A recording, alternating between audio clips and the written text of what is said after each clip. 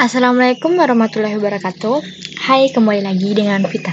Nah, di video kali ini Vita akan membahas pembahasan yang berbeda dari video sebelum-sebelumnya. Di sini Vita akan membahas bagaimana cara mengkonekkan database di MySQL, lalu bagaimana cara mengkonekkan PHP dengan database, dan kita akan menginputkan data ke database lalu menampilkan data tersebut. Di sini berhubungan karena laptop yang tidak memadai dan jaringan yang tidak kunjung membaik. Vita akan langsung membuat contoh tanpa langsung kita ketik.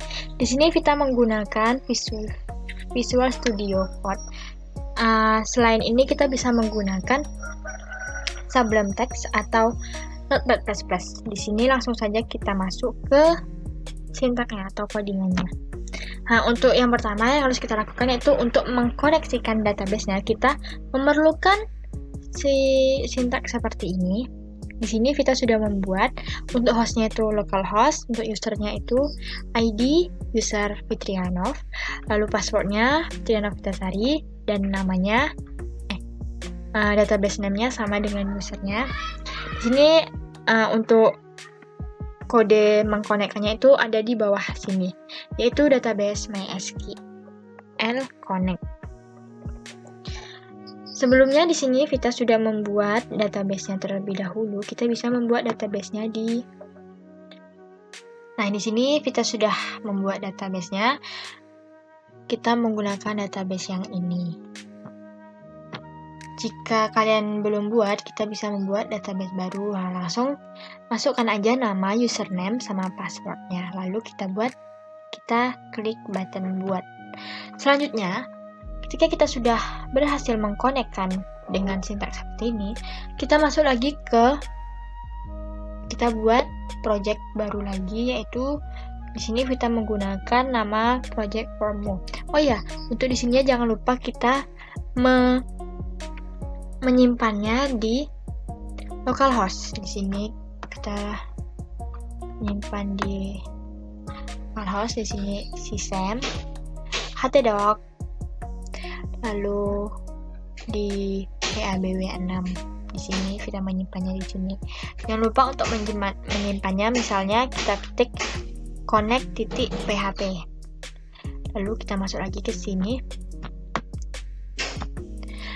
Nah, di sini Vita menggunakan heading 3, yaitu dengan nama form input data mahasiswa. Di sini adalah untuk tabel yang akan muncul ketika kita ingin menginputkan suatu data. Jadi di sini tabelnya. Ini sintak untuk membuatnya, yaitu kita menggunakan wait 100%, bordernya 0. Di sini actionnya itu langsung ke proses daftar yang nanti saya jelasin. Di sini kita buat wait-nya 200 ID karena di database ininya Vita menggunakan ID. Di sini bisa dilihat karena koneksi yang tidak bagus. Pokoknya di sini nanti ada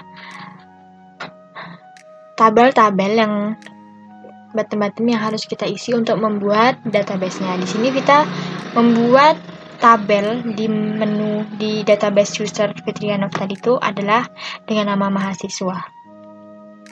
Dan lanjut ke sini, kita buat untuk ID-nya itu berbentuk teks dengan size-nya 30, lalu namanya teks juga sama 30, jurusannya ini hanya 5 size-nya, teks juga, fakultasnya teks juga dan hanya 5. Di sini bisa kita buat 30 juga.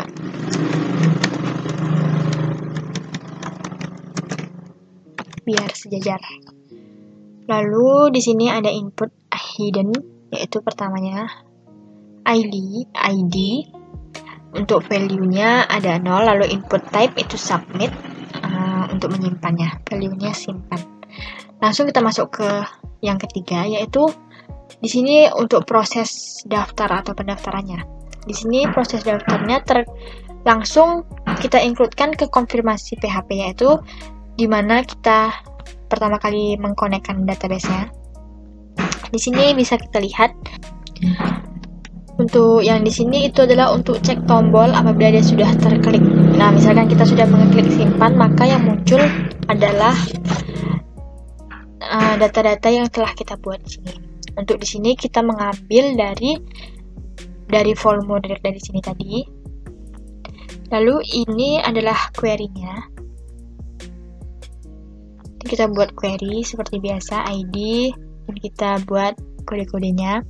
Lalu di sini jika query sudah tersimpan, maka akan memunculkan proses simpan data berhasil. Jika query tidak tersimpan, maka akan menampilkan proses simpan data gagal. Lalu di sini jika pilihan if tadi kita ketik simpan, maka dia akan berproses seperti ini. Nah, jika kita tidak mengeklik simpan, dia tidak akan melanjutkan akses berikutnya. Maka dia cuma seperti itu aja. Lalu untuk list mahasiswa, di sini adalah tabel yang akan saya tampilkan, tabel yang akan ditampilkan. Di sini ada hidden tiganya ada mahasiswa yang sudah terdaftar. Di sini balik lagi ke formu.php untuk tambahan baru lagi ketika kita sudah membuat database-nya dan sudah terinputkan dan sudah muncul data-datanya, kita bisa menambahkan baru, yaitu tinggal nanti kita klik tambah barunya. Lalu di sini ada ID, nama, jurusan, dan fakultas. Di sini kita includekan lagi ke konfigurasinya. Ini from mahasiswa seperti tabel mahasiswa yang telah saya buat. Lalu di tabel mahasiswa ini ada ID, nama, jurusan, dan fakultas. Nah, sesudah kita membuat keempat ini, di sini kita memasukkan dulu ke web hostingnya, yaitu di sini. Nah, kita inputkan dulu ke sini, upload file, atau langsung kita masukkan ke sininya. Di sini sudah ada. Nah, di sini kita kasih tambahan untuk indeksnya, yaitu kita kasih tambah untuk yang untuk materi 6-nya itu kita tambah. Di sini akan menampilkan formu PHP sama list mahasiswanya. Ini kita namai latihan 1, latihan 2 karena untuk mengikuti yang sebelumnya. Lanjut, ketika kita sudah membuat indeksnya, langsung saja kita jalankan di sini.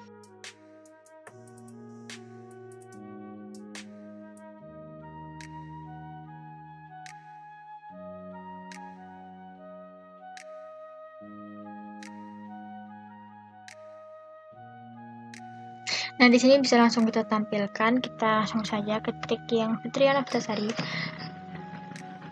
Kita tunggu. Nah, di sini kita akan mengecek yang materi 6. Di sini kita pilih latihan 1. Di sini langsung saja kita isi, misalkan nama saya. Ini untuk ID-nya misalnya 1. Jurusannya informatika. Lalu di sini saintek. Lalu kita pilih simpan. Di sini kita pilih oke. Proses simpan data berhasil. Kita pilih oke. Nah, di sini akan menampilkan tabel yang telah kita simpan tadi. Jika kita ingin menambahkannya lagi, kita bisa klik plus tambah baru, kita inputkan lagi, misal Gia.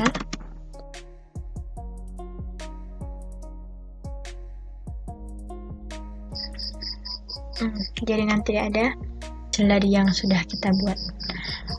Mungkin sekian pembahasan database kali ini, database dan PHP kali ini. Vita mohon maaf apabila ada kesalahan, dan mohon maaf apabila ada kekurangan dalam mengerjakan tugas ini. Kita akhiri, wabillahi taufiq wal hidayah. Wassalamualaikum warahmatullahi wabarakatuh. Bye bye.